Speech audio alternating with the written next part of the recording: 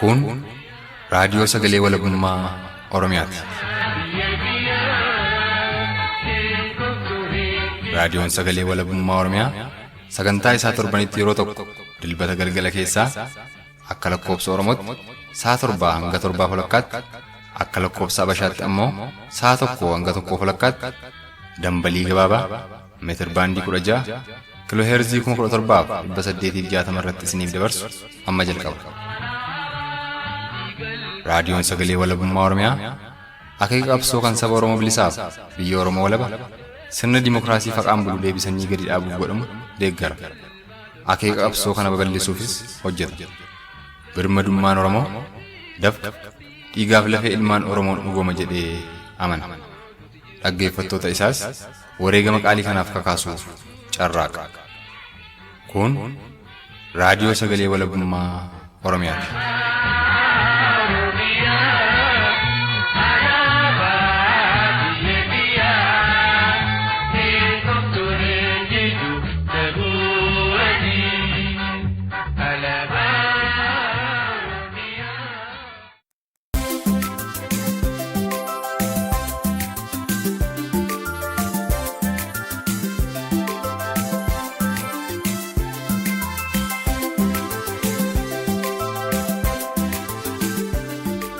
Kanneen karaa raadiyoon, yuutuubiin, marsaalee hawaasummaa, feesbuukii fi tiwiitarii akkasumas gama marsariitii independent.org caqasaa jirtan hundi nagaan keenya sinaa qaqqabu.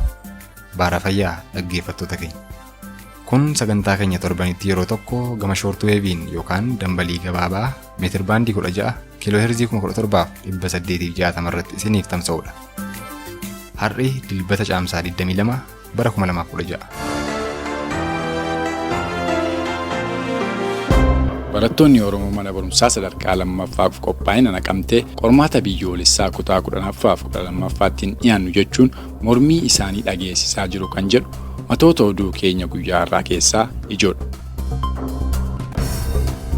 Injifannoolee boonsaa baqattoonni Oromoo biyya Masir jiraatan torban kana keessa galmeessan lamaan irratti kan xiyyeeffatu gaaffiif deebii barreessaa Yaasoo Kabbabaa waliin taasifneef dhaamsi raadiyoo sagalee walabummaa Oromiyaas qaama qophii keenya guyyaa har'aati.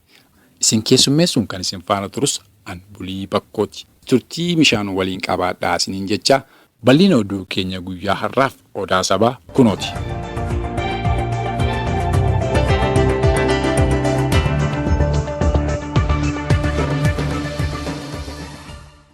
Mormiin mirga abbaa biyyummaa Oromiyaa mirkaneeffachuu uummanni Oromoo gaggeessaa jiru osoo addaan hin cinne baatiiwwan 6 kan lakkoofsise yoo ta'u, har'as godinaalee fi magaalota Oromiyaa danuu keessatti bifa adda ta'een itti fufee jiraachuun beekame. Haaluma kanaan torbee darbe kana godina Harargee lixaa magaalaa Assaboot dabalatee aanaa Masalaa Haraddaalee Waltaasisiif Jannataatti mormiin kun bifa adda ta'een dho'uun yoo dhaga'amu, mootummaan koloneeffataa wayyaanes ejjennoo uummatni Oromoo aanaalee kanaa qabanitti rifatuun tooftaa jaarsummaan qabbaneessuu baafatee kaleessa caamsaa 21 bara 2016tti gootota ilmaan Oromoo Haraddaa Waltaasisiif Jannataa karaa bulchitoota aanaa Masalaa walitti qabuun jaarsummaan gooyyomsuuf yoo yaalutti uummatni Oromoo teessuma warri yaaman dhiitee ba'uun shira jaarsummaan itti dhufe fashaleessee mormiin eegalames hanga mirgi abbaa biyyummaa Oromiyaa mirkanaa'utti kan hin dhaabbanne ta'uu mirkaneessuu isaanii odeeffannoon arganne ni mul'isa. Haaluma wal fakkaatuun mormiin godina Harargee Bahaa magaalaa Qobboo, Kaarraa Miillee fi aanota godina Harargee Bahaa garaagaraa keessatti tibba darbe eegale akkuma tufeetti jiraachuun yoo beekamu, Yuunivarsiitii Haromaayaa keessattis torbee kana caamsaa 18 bara 2016 galgala erga boombiin hidhattoota mootummaa koloneeffataa wayyaaneen OAS barattoota Oromoo irratti tarkaanfiin reebichaa goggoyyuu adeemsifamaa jiraachuutu dubbatama. Gabaasa dabalataa xiiqii dhugaasaatu harkaa qaba. Godina Harargee Bahaa aanaa Haramayaa magaalaa Haramayaa irraa fageenya kiiloomeetira 5 irratti kan argamu Yuunivarsiitiin Haramayaa mooraa barnootaa irraa erga qubsuma hidhattoota mootummaa koloneeffataa wayyaaneetti jijjiirame baatiiwwan lakkoofsiseera. Barattoonni Oromoo Yuunivarsiitii kanatti baratanis kan duraa caalaayyuu dararaan humnoota kanaan irratti raawwatamu torbee lamaan kan hammaatuun dubbatamaa turus guyyoota 4 kana erga boombiin mooraa Yuunivarsiitii Haramayaa keessatti dho'e as ammoo dararaan kun itti caalee jiraatuutu dhagayame. Nus dhimma kana adda baafatuuf gara Yuunivarsiitii Haramayaatti deddeebinee bilbiluun dhumarratti kaleessa galgala barataan Oromoo tokko bilbila nu jalaa kaasuun haala keessa jiran imimmaaniin hudhamaa akkanatti nutti muhee gale sagalee roqomaan haguugamteen. rakkoo keessa jirraayi. Eeyyeen amma kunoon seenaa jiru doomii nutti marsanii jiru. Ammas baay'ee rakkoo keessa jirra bakka rakkootu jira. Wanta nuti duraanis finjala kaasuu danda'u. Haalli tasgabbaan jechaanii ofirraa onnaa jiru. Ammas rakkisa haala beekaa haala hin dhageenye. Amma nutti marsanii poolisii agaaziidha. Eeyyeen ijoollee doormii kan biraa reedaa jiru nuttis ammoo dhufanii marsanii jiru. Galgalatti akkanuma haalli beektee badaa tasgabbiin hin turre waan kanaatu silkisiisu jala kaasuu dadhabe. Baay'eedhaa kun dubbatamee gosaati dheeraa waan ta'eef ammaa rakkoo keessa waan jiruuf dubbachuun kun xiqqoo ulfaataadhaas keessatti waan ta'eef dhiifama xiqqoo takka. Barataan kun loltoonni mootummaa kolonneeffataa wayyaanee doormii isaatti dhiyaataa waan jiraniif kanarra dubbatuu hin dandeenye. Bilbilas ni cufate. Attamitti bule laata? Kun gaaffii keenya hundaati. Haa ta'uti erga caamsaa 18 bara 2016 galgala sa'a 2 irratti boombiin dho'ee hanga kaleessa galgalaatti barattoonni Oromoo Yuunivarsiitii Haramaayaa rakkoodhuma wal fakkaataa keessa jiru. Ammas odeeffannoo dabalataa argatuuf gara barattuu tokkootti bilbille. Isheen ammoo torbee dura mooraa Yuunivarsiitii Haramaayaa baatee akkatti ol deebitus dhabuun magaalaa Harar uummata bira akka jiraattu kan nutti himte haala Yuunivarsiitii Haramaayaas gaafannaan haga beekturraa akkas jechuun nutti muhee galte.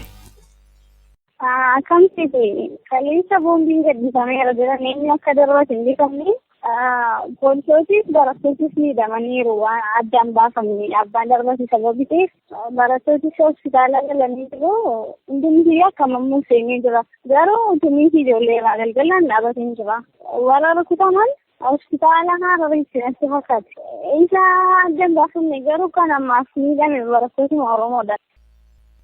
Kun kanaan osoo jiruu Oromiyaa bakkoota garaagaraattis humnootni tikaa fi hidhattootni mootummaa kolonneeffataa wayyaanee ilmaan Oromoo gaaffii mirgaa gaafataa jiran irratti tarkaanfii hidhaa ajjechaaf ukkaamsaa isa duraa caalaa itti jabeessuun tibba kanas godina Shawaa Bahaa magaalaa Bishooftuutti mormiin mirga abbaa biyyummaa Oromiyaa mirkaneeffatu magaalittiitti finiinaa jiru dhaamsuuf dargaggootaaf ilmaan Oromoo ija hawaasaa ta'an kan lakkoofsi isaanii hin beekamne magaalicha keessaa humnoota tika mootummaa kolonneeffataa wayyaaneen butamanii achi buuteen isaanii dhibamaa jiraachuu odeeffannoo maddeen keenya garaagaraa irraa arganne ni mul'isa. Oduudhuma wal fakkaatuun godina Wallagga Bahaa magaalaa Naqamteetti mormiin mirga abbaa biyyummaa Oromiyaa mirkaneeffatu barattoota manneen barnootaa sadarkaa lammaffaaf qophaa'inaa Naqamteen kibxata darbeerraa eegalee finiinaa jiraachuun yoo dhagahamu barattootni kunis mormii isaanii guyyaa wiixataa kanaan konkolaataa abbaa qabeenyaa wayyaanee tokko irratti tarkaanfii kan fudhatan ta'uu fi qormaata biyyoolessaa bara barnootaa 2016 irra hin teenyu jechuun ejjennoo qaban ibsachaa jiraachuun isaanii dhagahame. Gabaasa guutuu oduu kanaa ammas xiqqii dhugaasaatu qindeeffate. Mormiin mirga abbaa biyyummaa Oromiyaa mirkaneeffatu godina Wallagga Bahaa magaalaa Naqamteetti barattoota mana barnootaa sadarkaa lammaffaa fi qophaa'inaa magaalichaan torbee kana itti fufee jiraatuu dubbatu jiraataan magaalaa Naqamtee haalicha irraa odeeffatuuf bilbilleef tokko. Jiraataan magaalaa Naqamtee dubbifne kun dararaa fi sakatta'insi barattootaa fi hojjettoota mooraa Yuunivarsiitii Wallaggaa irratti hidhattoota mootummaa kolonneeffataa wayyaaneen adeemsifamaa jirus hammaatee jiraatu akkanatti nutti himuun dubbii isaanii eegalan. Haalli sakatta'insaa amma Yuunivarsiitii Wallaggaa keessa jiru baay'ee ulfaataadha. Innis immoo ammas mormiin ijoolleen kanaan dura geessisaa turanii itti fufaa jedhamu sodaa guddaa qabu. Barattoota qofaatu hin taane hojjettoota mootummaa illee seenanii bahuudhaa fi rakkina guddaa keessa dhufanii jiran sakatta'insa guddaadha. Aayidiin hojjettoonni mootummaa kan isaanii aayidii sirriitti agarsiisanii fuula imalanii jedhan hin danda'amu. Mooraa keessa illee akkuma kana dirree barnoota kan hin ta'in kan inni fakkaatu dirree olaanaa keessadha jechuudha. Kan inni fakkaachisu jiru sa'aatii kanatti ammayyuu naannoo sanadha kan jiran. Kanaaf dararaa guddaadha walumaa gala sodaachisa guddaa ijoollee sodaachisuu intimidation jira. Sakatta'insis baay'ee ulfaataadha. Haala mooraatti osoo hin taane akka mana barumsaatti osoo hin taane akka dirree olaanaa wayiitti kan fakkaatu jechuudha. Kanaaf namatti hin haalli jiru. Barattoonni manneen barnootaa sadarkaa lammaffaa fi qophaa'inaa Naqamtee mormii kibxata darbee adeemsisaniin qabeenya wayyaanee kan ta'e baasii Golden jedhamu irratti tarkaanfii akka fudhatan kan nutti himan jiraataan magaalaa Naqamtee dubbifne kun qormaati biyyoolessaa osoo barattoonni Oromoo hin baratin kennamuuf achi as deemaa jiru kun kan kutaa 10 fi 12 kun yoo hin darbine dhiibbaa guddaa akka ijoollee Oromoo irratti qabuu fi mormii barattoota Oromoo kan magaalaa Naqamtee dheengaddaa keessaas kun isa tokko akka ture dubbachuun dhumarattis dhaamsa waliigalaa dhaammachuun dubbii isaanii xumuran. Jiraataan magaalaa Naqamtee dubbifne kun. Inni kun ittiin qabatanii jedha. Aktuaalee akkuma jette forwaan ta'e rakkina guddaa ijoollee irra gahaa ture.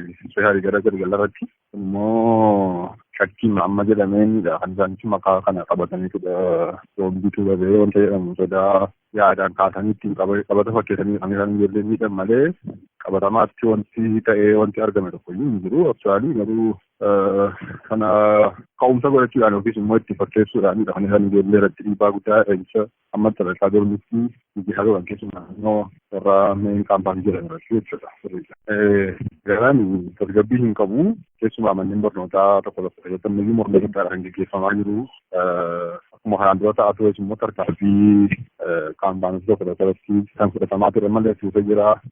Gadda guyyaa lama dura ijoolleen baasanii irratti mataa ta'a ijoollee barattootaa tarkaanfii irratti fudhatamanii turan ijoolleen mormii qaban keessaatii tokko gama tokkoon ikoonomii kana irratti tarkaanfii fudhachuudha wanta ta'eef kana irratti illee tarkaanfii fudhatanii turanii mormiin barattootaa saffisa guutuu jira magaalaa keessa keessumaa ammoo barattoonni qormaatii biyyoolessaa achi deemaa jiru kun yeroo isaa achi hin jiqutee jennaan ammas mormiin biraa akka gaggeeffamuuf jedhudha jechuudha. Kan ijoolleen qophii qabanii magaalaa keessa jechuudha kanadha. Tasgabbii hin jiru jechuudha walumaa galatti. Baasii ijoolleen baasii jedhamu kan irratti kan ijoolleen tarkaanfii fudhatan. Dhagaadhaani barattootuma naannosaa keessaa dariidhaan tarkaanfii dhagaadhaan fudhatanii caccabee ture jechuudha baasii. Guyyaan isaa harrii lolaadhaa. Kiyyaa facaasaa irra dheeyye. Tole egaa ammas wanti nuti dabalu yoo jiraate akkuma kanaan dura gaggeeffamaa ture mormiin uummatni Oromoo bal'aan gochaa ture wantoota baay'ee akkanii fooyyessan illee beekamaadha. Dhibbaa dhibbatti hayyoonni jalqabaa galma ga'uu baatuu fi wantoonni baay'een akka fooyya'an beekamaadha. Kanaaf ammas mormiin kun bifuma qindaa'een kallattii garaa garaatiin bifa baay'ee siistemaatikii ta'een irratti hirmaachuu akka qabudha. Kanneen ergaa federaasiin magaalaa kanaaf jechuudha. Keessumaa dhimma barattoota amma kana wajjin wal qabate guyyaan qormaata isaanii cimsi kutee jennaan ammas uummata bal'aa kanarratti dhiibbaa guddaa wanta geessisuuf barsiisonni barattoonni uummati ijoollees maatiin ijoollee fi kanarratti dura akka dhaabbatan kaa'uu kan hin dabalu jechuudha. Oduun keenya guyyaa har'aa sanga kana ture qophiilee keenyaaf waliin turtii gaarii.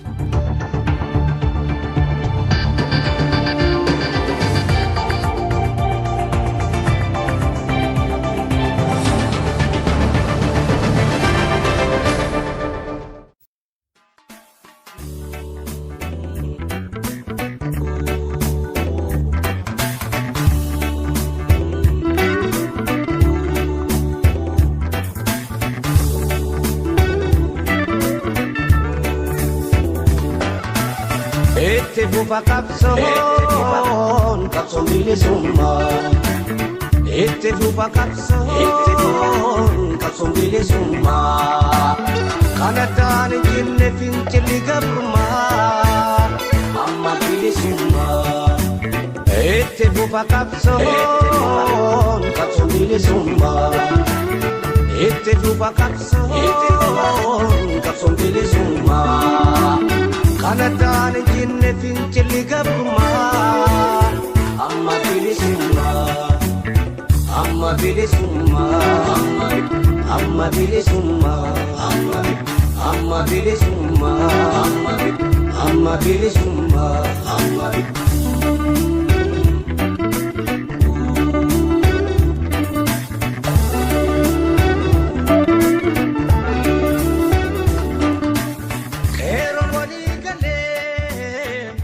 Weellisaa Adnaan Muhammad wallee isaa kanaaf guddoo galatoomfanna. Akkuma beekamu baqattootni Oromoo baqattummaan biyya Masrii jiraatan tibba darbe kana keessa agarsiisa aadaa idila addunyaa Yuunivarsiitii Masrii keessatti dhiyaatee fi foramii dargaggootaa dinagdeef guddina Afrikaa jedhamuun Yuunivarsiitii Kaayiroo keessatti qophaa'e kan qondaaltota biyyoota hedduu hirmaachise irratti Oromiyaaf Oromoo beeksisuu akkasumas gocha mootummaa koloneeffataa wayyaaneen uummata Oromoo irra gahu saaxiluun hojii boonsaa dalaguun isaanii hin dagatamu. Nus nama taate kana keessatti qooda fudhate tokko barsiisaaf barreessaa Yaasoo Kabbabaa Kaayiroo irraa bilbilaan haasofsiisnee jirra. Kan haasofsiises an Odaa Sabaatii turtii gaariin waliin qabaadha.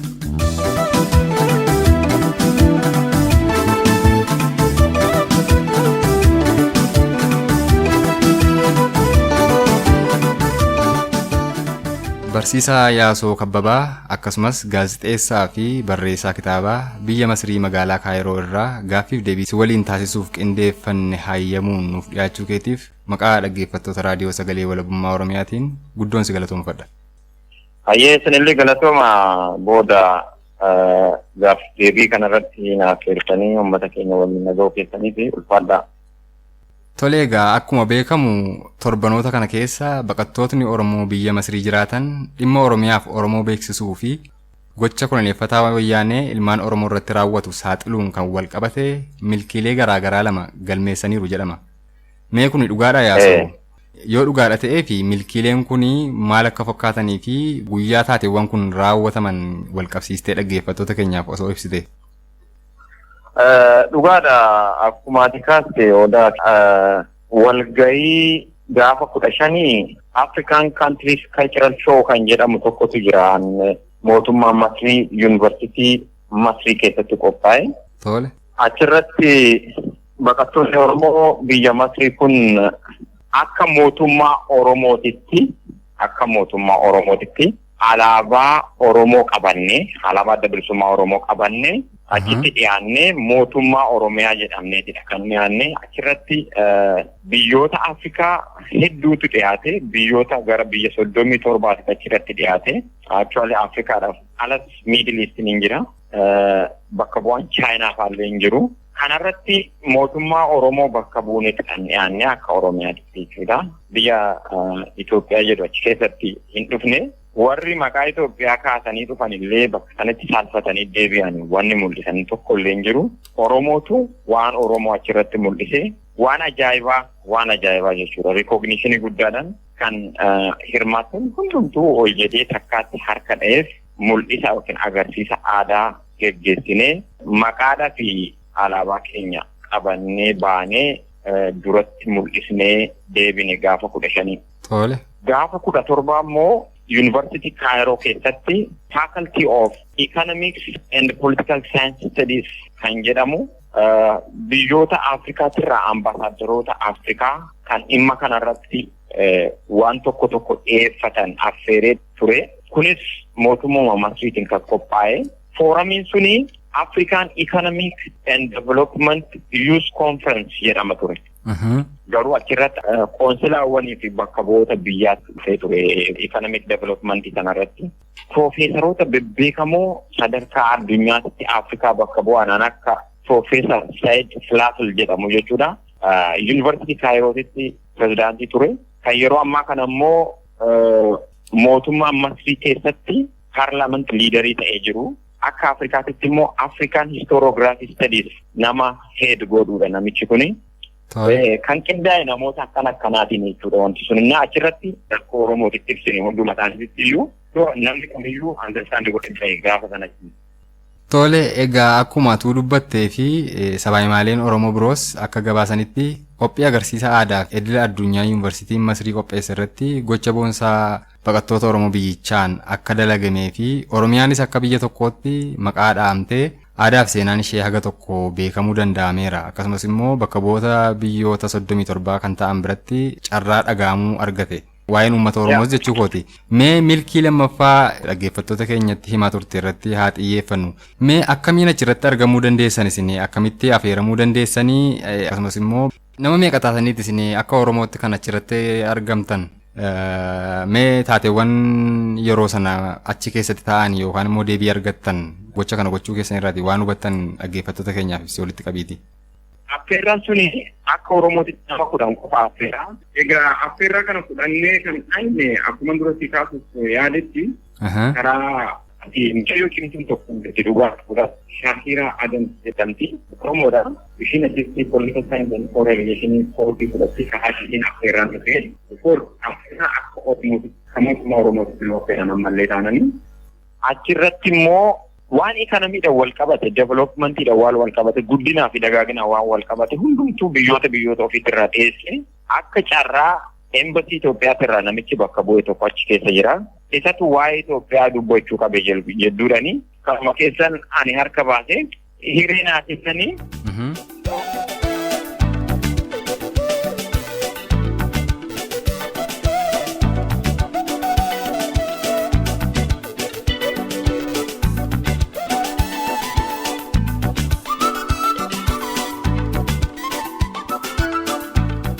dhaggeeffachaa jirtan raadiyoo sagalee walabummaa Oromiyaati dhaggeeffattoota keenya jaallatamu. Raadiyoon sagalee walabummaa Oromiyaas qabsoo sabni Oromoo bilisummaa ofii fi walabummaa biyya isaaf taasisu gama hundaan kan tumsu ta'ee Oromoota kaayyoo kanatti amananiifis sagalee ta'uun kan hojjetudha. Yaadni keessan nu jabeessaa, nu qajeelchaa, milkaa'ina sagantaa keenyaatiifis gumaacha olaanaa qabaata. Nuuf barreessaa. Iimeelii keenya voice.ioromia@gmail.com, Tiwiitarii Independent Oromiyaa jedhuu fi karaa Feesbuukii keenyaa Walabummaa Oromiyaa jedhu yoo nuuf barreessitan dhaamsi keessan nu qaqqaba. Qophiilee keenya yeroo hunda kallattiin argachuufis YouTube fi fuula Feesbuukii keenyaa Independent Oromiyaa jedhu subscribe akkasumas like gochuu hin dagatinaa.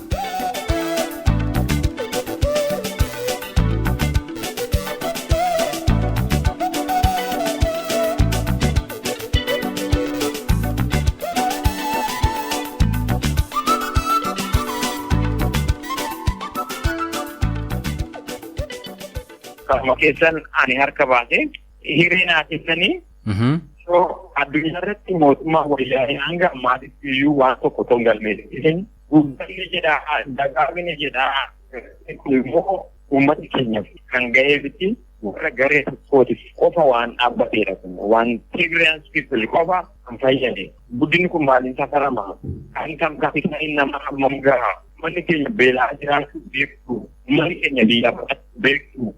Mootummaan wayyaanee kun sobeet addunyaas fa'aa uummata guyyaa uummata miidhagaa gaafa karaa irratti rasaa ajjeesati guddanni jedhu kuni dhimma godha sobeessa guddinni waan jedhamu hin jiru biyya san keessatti. So in sobdu gaafa nani jedhuun ambaasaaddarichi bakka bu'aan ambaasaaddara sun hulluutee bade keessa. Saniin booddee mootummoonni Masrii yookiin immoo warri Masrii bakka bu'anii wanticha gaarii hojjetanii warreen Afrikaa bakka bu'anii dhufan immoo issuuwwan kun baay'ee saharaa ta'ee fi waliin mari'atanii rakkoon jiru maal inni jedhanii kan biraa sanitti aansinee bakka bu'aan ambaasaaddara Itoophiyaa walgahii kan gatee badee Naayil Muuziik Kompoozer kan jedhamu kan muuziqaa naannoo Naayil kanarratti kompooz godhu Piroofeesar Geetaman Tokki jira.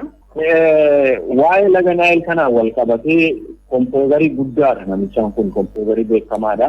Awwal inni professionaalis yuunivarsiitii Kaayiroo keessatti nama barsiisu nama sagalee guddaa qabudha biyyattii keessatti. Dhageessan interviyuu godhee. Tole. Ati toota jaha Naayil jiran yookiin immoo Naayil koonsarn warreen ta'an kanarratti muuziqaa kompooz goota. Fakkeenyaaf dhimma Oromoo fa'aa dabalteerta achi keessatti yoo Oromoo dabalte waan guutuu hojjette yoo Oromoo dabalte garuu wanta hojjette kun walakkaadha. Guutuutii ta'uu hin danda'u. Hayyee innaa maal jedhe namichaani? Ani kanan booddee waa'ee Oromoo dootiin hin dabalin waan tokko waan hojjetu hin qabu jedha. East Africa Musician akka naman Naayil irratti kompooz godhu waa'ee uummata Oromoo hin dabalin waan hin hojjetu tokko illee hin qabu. So kan baranaa already Itoophiyaa warra Itoophiyaatti gaa'id na godhu misliid na godhanii jiru na dogoggoranii jiru. Superstariin akka Alii Birraa I love Alii Birraa jedha. Niin jaalladha garuu hin dabalchifni. Kanaan booddee garuu waa'ee Oromoo hin dabalin waan hin dalagu tokko illee hin qabu jedhee bara dhufu waadaa galee adda ba'an. Kana qofa odoo hin taane Piroofeesar Saayid Filaafil namichi jedhamu kuni isallee bifuma wal fakkaatuun interviyuu gaggeessetiin ture. Inni immoo as a politics of North East Africa Oromoodhaaf xiyyeeffannaa addaa kennina adeemsa nu adeemnu kan keessatti fi kanaan booddee Oromoo don dabalatii hin deemnu kan jedhu waadaa nuu gale. Kanaan wal qabachiisee ammas waa'ee baqachuu dargaggeeyyii Oromoo kanaa fi keessahummoo baqaan wal qabatee yeroo darbe galaana Meditiraaniyaanii keessatti ijoolleen sun dhumuudha wal qabatee ilaalchi kee maal fakkaata jennaan kuni cunqursaa isaanirraa ga'eerraa kan dhufe cunqursaa mootummaan biyya Itoophiyaa Oromoo rangeettirraa kan ka'e kan dhufe kanaan booddee xiyyeeffannaa kennineef Oromoo kamiyyuu jechuudha biyya kana keessatti akka inni mirga guutuu qabaatu goona waan inni fedhuu fi waan inni godhu hundumarratti iyyuu ni deeggarree kun akka injifannootitti injifannoo guddaadhaan kan galmeeffamee galle. Haa ta'u egaa gocha akkanaa irratti hirmaachuu keessaniin bu'aa akkamii egeree qabsoo Oromoo fi Oromiyaa irratti buusneerra jetta.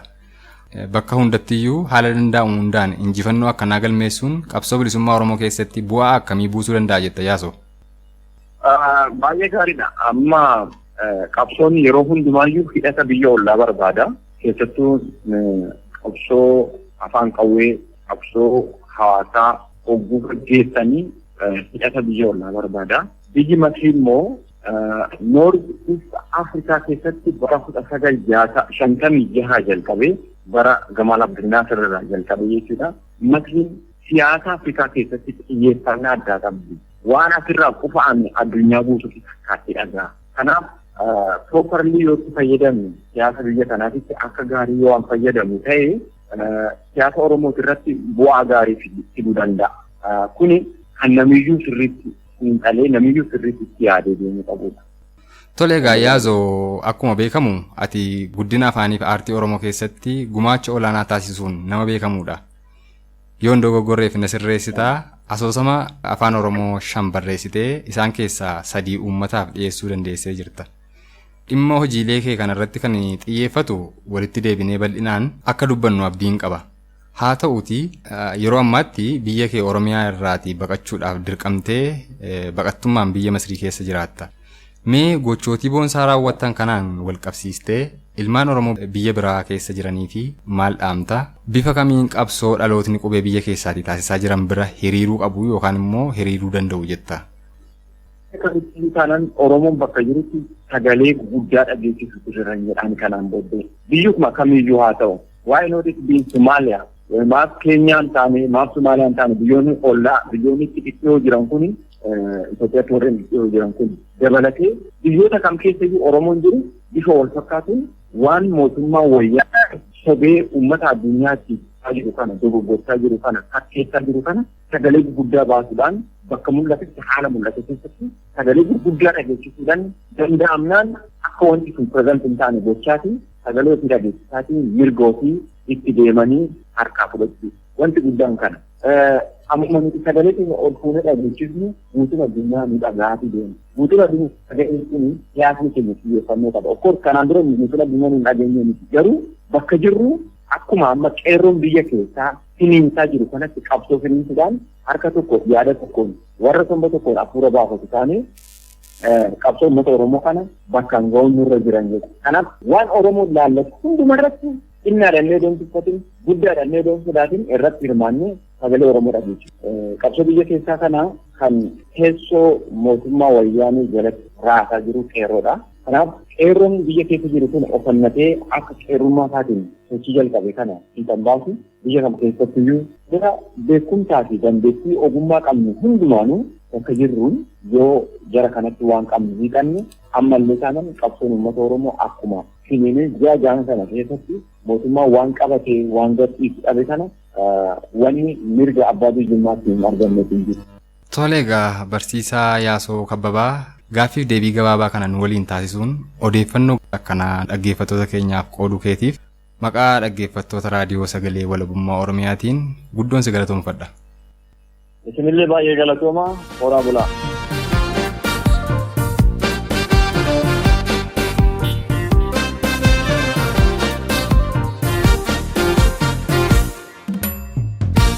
Badeera fuudhee jirru inni waan garaa kimee fixeen jiru yakkitee saaxileen jiru marakkate ture koo jiru bara gara bal'aan daangoo waan se'anii kadhannee dadhabne jara hamtuu malee qottoon xaafii muru dhaqiidhaalee wanna kutataan irra jiru hamtuu malee qottoon xaafii muru dhaqlee laalaa akka kutataan. Jalqaba irraa eegaluun turtii aga ammaan waliin qabaataa jirtaniif guddoo isin galatoomfanna dhaggeeffattoota keenya. Qophiileen guyyaa har'aaf qabannee isiniif dhiyaanne haga kana ture. Anis haga qophii keenya yeroo biroo walitti deebinutti nagaa koo isinitti dhaammadha.